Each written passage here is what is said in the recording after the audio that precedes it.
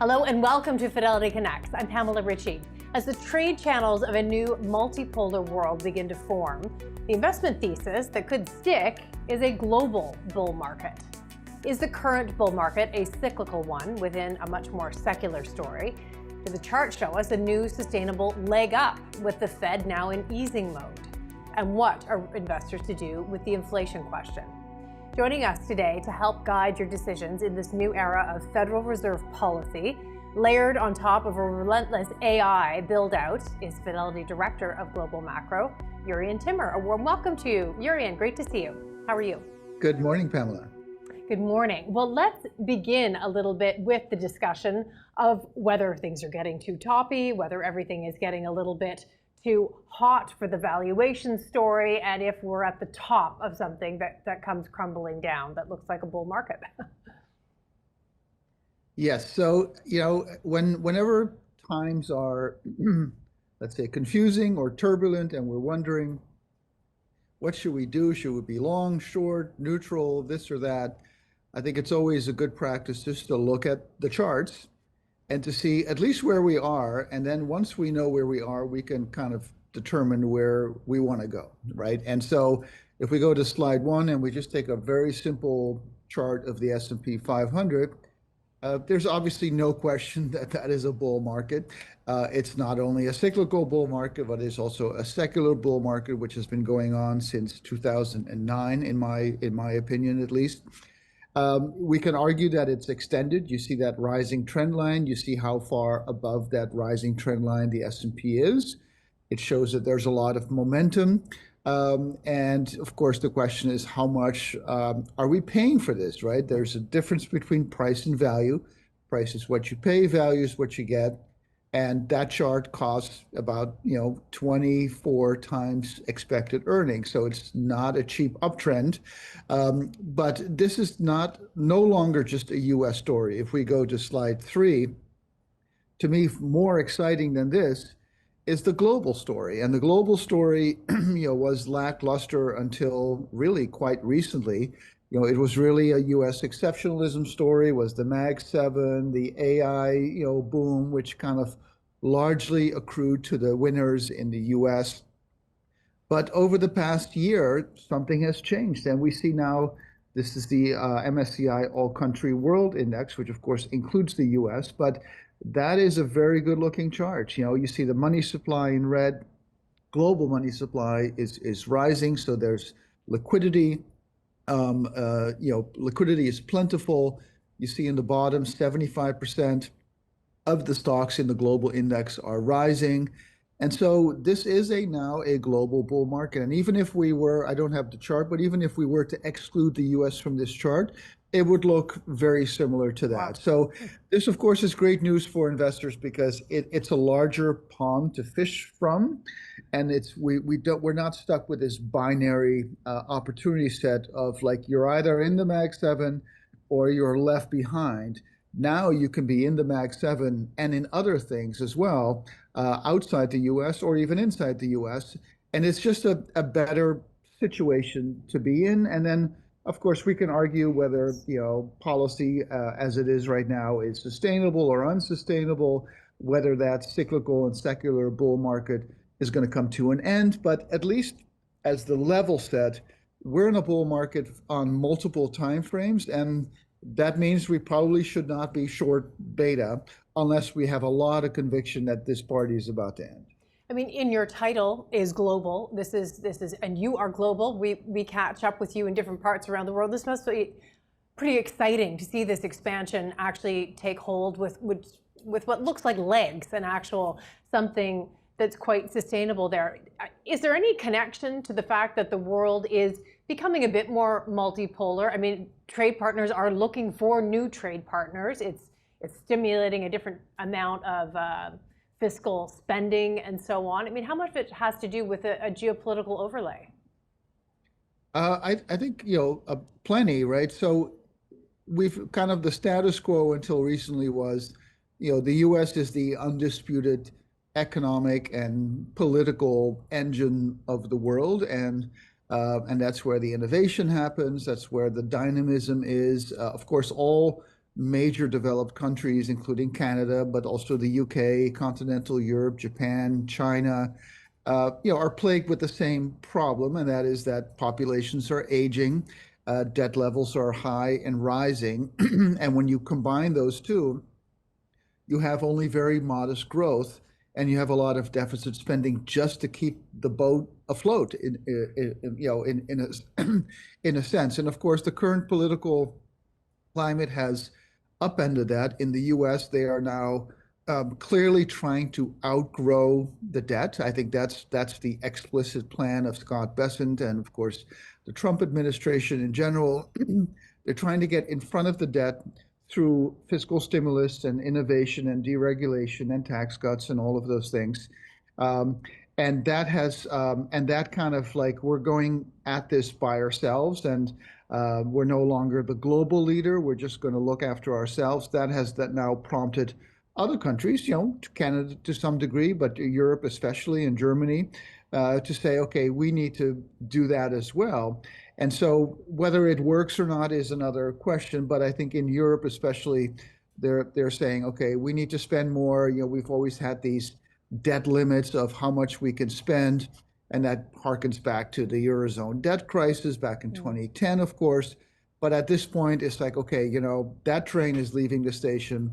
We need to get our train moving as well. And if that means spending at 5% of GDP instead of at 2%, then so be it. And that's what's getting the wheels churning now. And that's making this bull market more global. Now, that doesn't mean it's all going to end well eventually. Obviously, that's only going to increase the debt burden.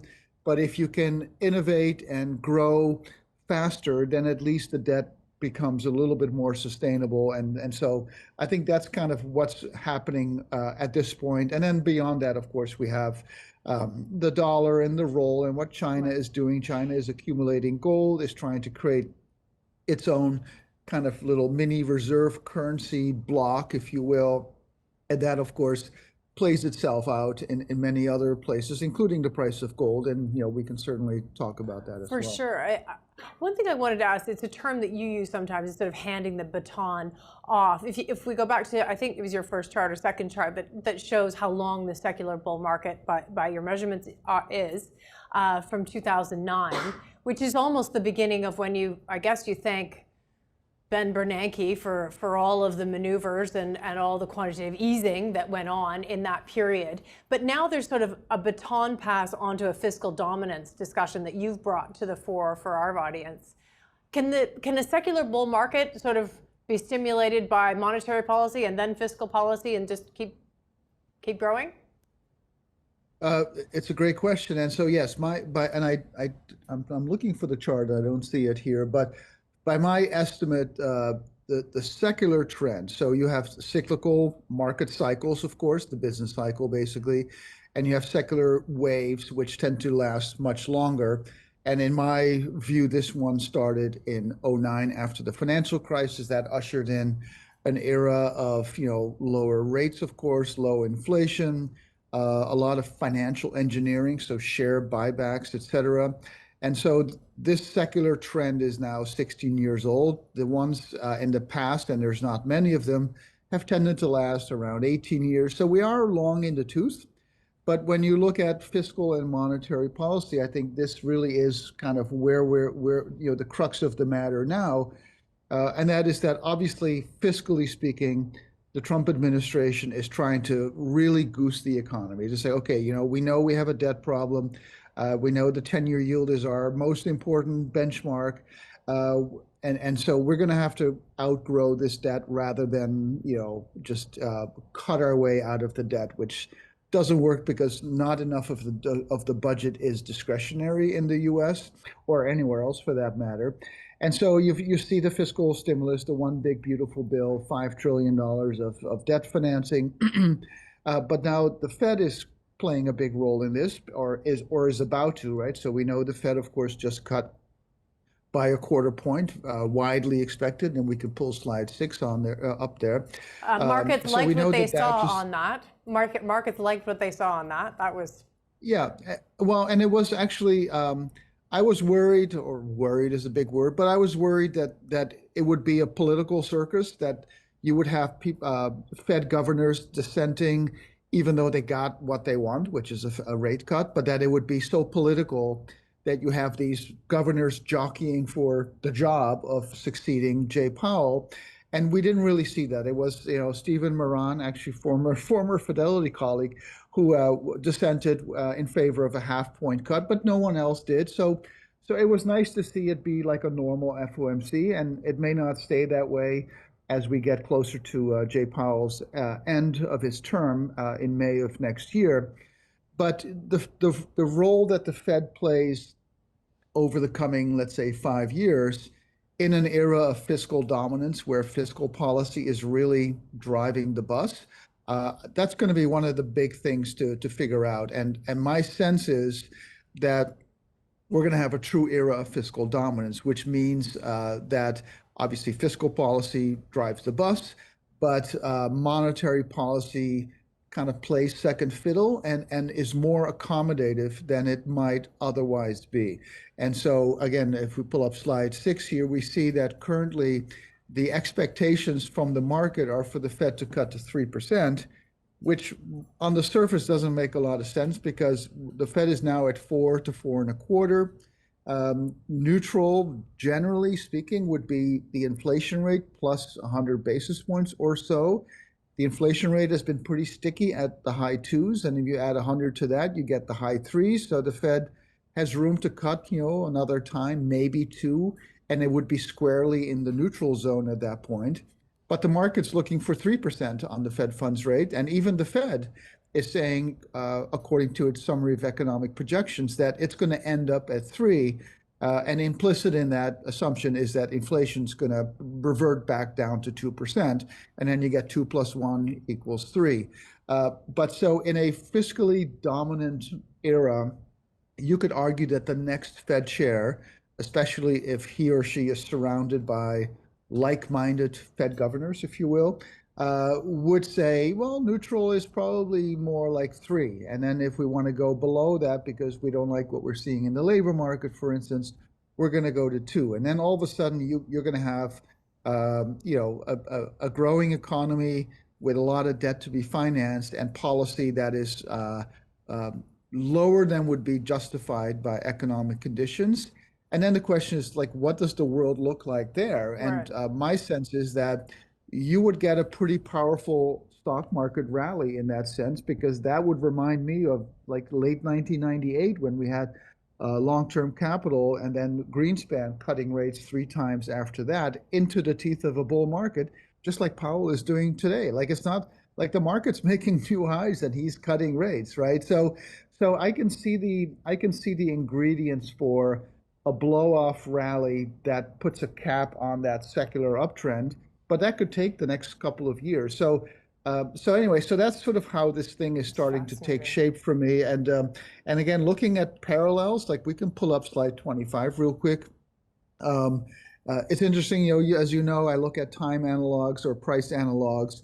And of course, we've looked at the 1994 to 1998 analog as one that was similar to the price action since 2022, right? Because 2022 was a rate-driven bear market, not an earnings-driven one, but a rate-driven one.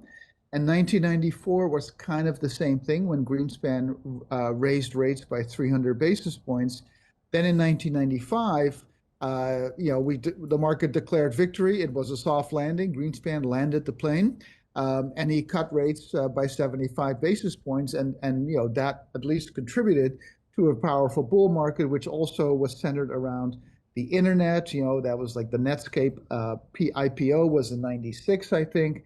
And so that 94 to 97, 98 period, very analogous to 22 to 25.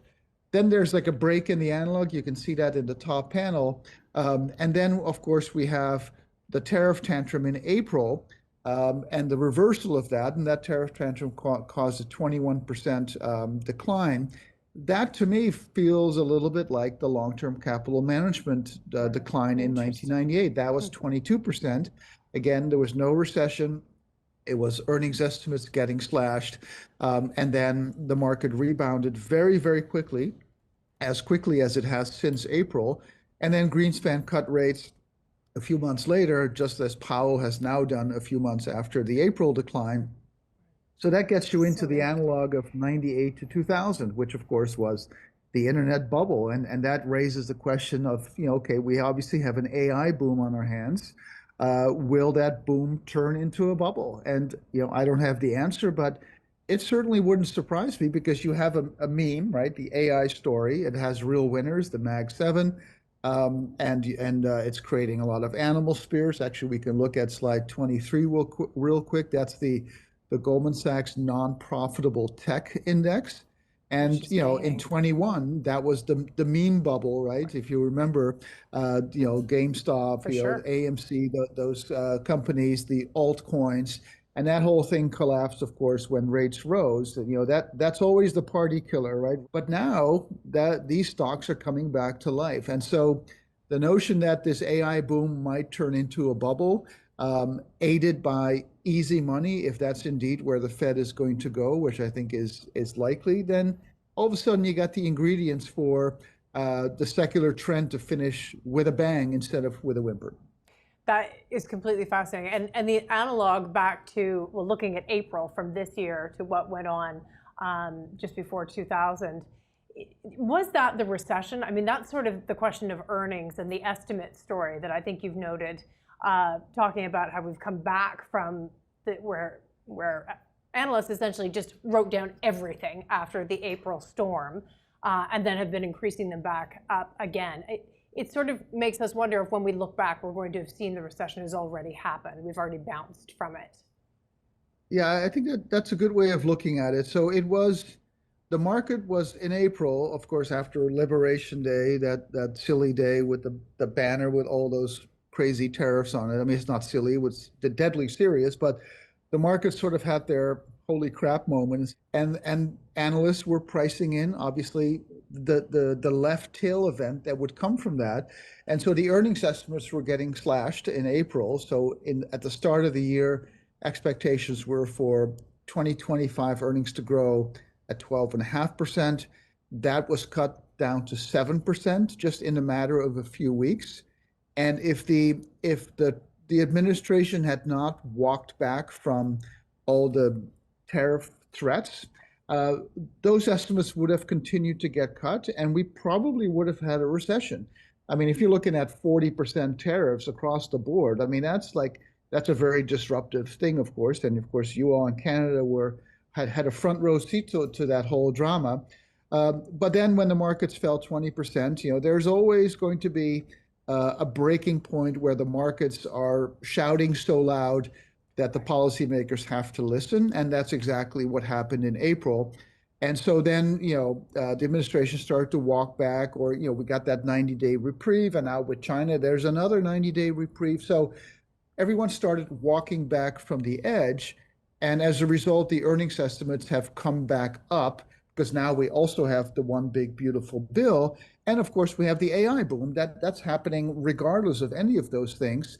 And so the estimates are now lifting. But if that tariff train had continued to roll back in April, we'd be looking at a totally different dynamic. And it's just a good reminder that the markets are always in price discovery mode, right? It doesn't mean the markets are right. They were wrong, on March 30th, and they were wrong at the bottom on April 5th or whenever the day was. But they're very efficient in pricing in all known information. And at that point, the information was rolling in fast and furious, and it was bad until it became less bad. And then the markets had over discounted the bad, and then they had to under discount it. And that's just the constant, roller coaster, if you will, of markets. And this is why we see these moves and why we see declines of 20, 21% without a recession sometimes, because the market's pricing something in, which then doesn't happen, and then they have to unprice it, and that's the mode we're in right now. I wonder if we should take from that and go to gold or to sentiment, because sentiment actually was rotten for a bit, and it's fine now, or mostly fine now. Yeah, so let's do sentiment first, slide 7.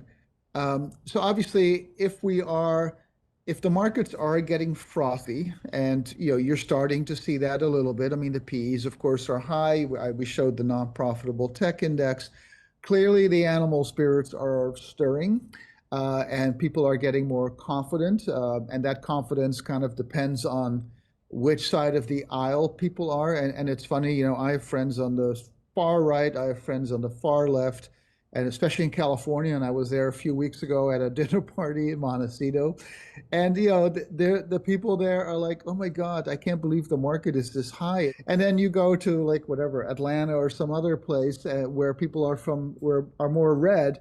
And it's like, yeah, of course things are good. I mean, this our guy's doing it. And so it just shows you how bifurcated the confidence or the sentiment is. But Right. in Okay. terms of pure market sentiment, this is the Investors Intelligence Survey. And it shows that the percentage of bears is getting closer to the lows, which means that there's not a lot of Less bears bears. out there. Percentage of bears is getting up there, but it's not an extreme. And other indicators suggest the same. Like there's not a lot of fund flows happening right now. So I don't think we're at that danger zone of froth yet. But that might change in the coming months. But these are the indicators, of course, that we look at. And you mentioned gold. That's Yeah. slide 17. Gold continues to run. I mean, it's interesting, right? Because I know in Canada, you all are more gold centric. There's a lot of gold miners there. But when you talk about to the average sort of institutional investor, like a college endowment, or like I chair the endowment of a museum here in Boston, gold is not even considered a viable asset class, right? Because it doesn't generate a cash flow.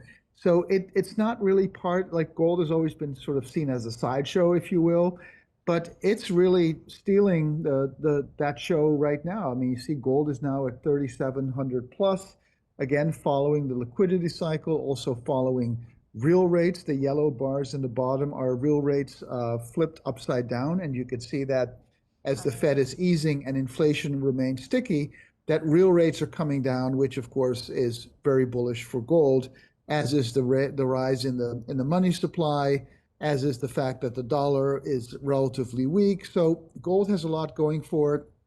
And the nice thing is that it's not like equities where investors can quickly buy it. Like if you're a mutual fund in the US and you want to own physical gold, you need to set up a whole substructure to accommodate that, and that requires regulatory approval.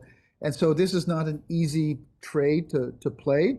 And that, I think, will actually extend the duration of this bull market, because it's something that many people ignore, maybe until they can't anymore. So it's a good sign for gold, again, as a play on global liquidity and maybe somewhat of an erosion to the dollar's status as reserve currency. And actually, on that note, we can go to slide 15, which shows the dollar along with policy rates around the world. And of course, we know the Fed just cut rates, so it is now joining the rate cutting party. The Bank of Canada, of course, was right before that. The Bank of England recently as well. And so again, I look at the price chart of the US dollar, the dollar index, and if you want to be bearish on the dollar, this is the kind of chart you want to see, right? So you have that large range, you broke down from it. Now you have this sort of wedge flag type of thing, which is a continuation pattern. And the dollar is sitting at the lows for this cycle. And so again, that is a good tailwind to have if you are investing outside the US and in physical markets like gold and even Bitcoin. We have heard over the course of the last few months, but in the last few weeks particularly, just IPOs popping up all over the place. There are companies going public all over the place. It's a sign of confidence in the market usually, and many of the things that you've been discussing that are kind of coming together to create that kind of confidence. Do you expect to see that continue along with potentially, I mean, I think your words were, a blow-off melt-up of some sort. Like this should continue? So that's slide 24. That certainly is something that I would expect to see in a melt-up type scenario. We're not quite seeing it that much yet. I mean, there has been a pickup, but the IPOs and secondary offerings that we're seeing now are are nothing like what we saw in 2021, right? So that easy Okay. money little mini bubble that we described earlier.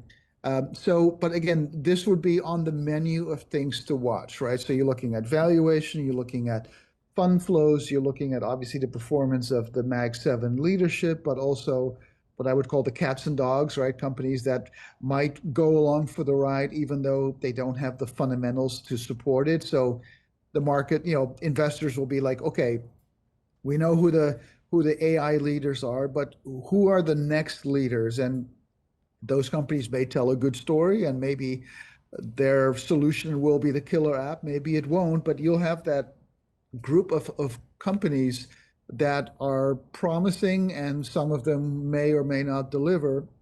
And that gets you into the frothy mentality of the internet, of the dot-com boom back in 1999.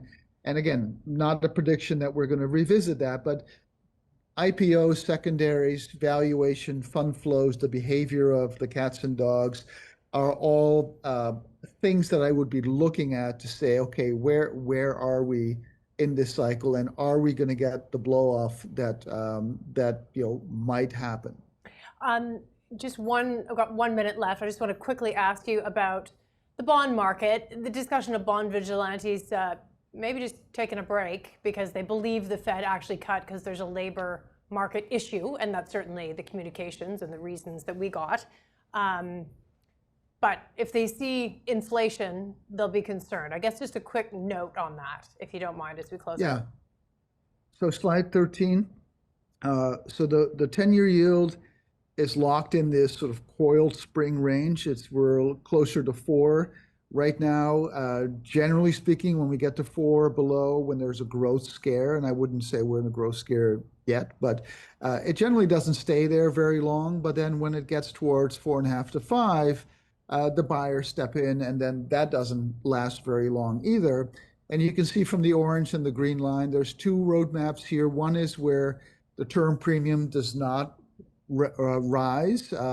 And at that point, the 10-year would follow the Fed's forward curve, and we would go down into the 3s.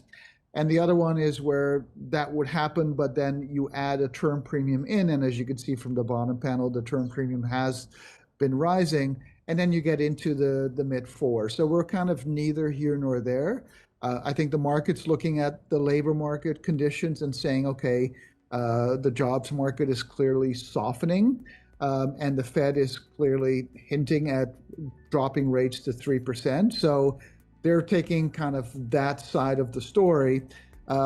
At some point, maybe we get back into these kind of supply issues of how much debt can the market really absorb. But right now, the bond vigilantes are taking a nap. So. Yeah, that's maybe a time to leave right on that note. We are grateful for you for setting us up for this week. We hope you have a great week. Jurrien Timmer, thank you for joining us. Great.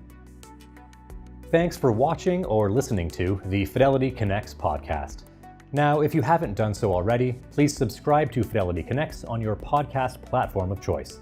And if you like what you're hearing, please leave a review or a 5-star rating. Fidelity mutual funds and ETFs are available by working with a financial advisor or through an online brokerage account. Visit fidelity.ca/howtobuy for more information. While on fidelity.ca, you can also find more information on future live webcasts. And don't forget to follow Fidelity Canada on YouTube, LinkedIn, and Instagram. We'll end today's show with a short disclaimer. The views and opinions expressed on this podcast are those of the participants and do not necessarily reflect those of Fidelity Investments Canada ULC or its affiliates. This podcast is for informational purposes only and should not be construed as investment, tax, or legal advice. It is not an offer to sell or buy, or an endorsement, recommendation, or sponsorship of any entity or securities cited. Read a fund's prospectus before investing. Funds are not guaranteed. Their values change frequently and past performance may not be repeated. Fees, expenses, and commissions are all associated with fund investments. Thanks again. We'll see you next time.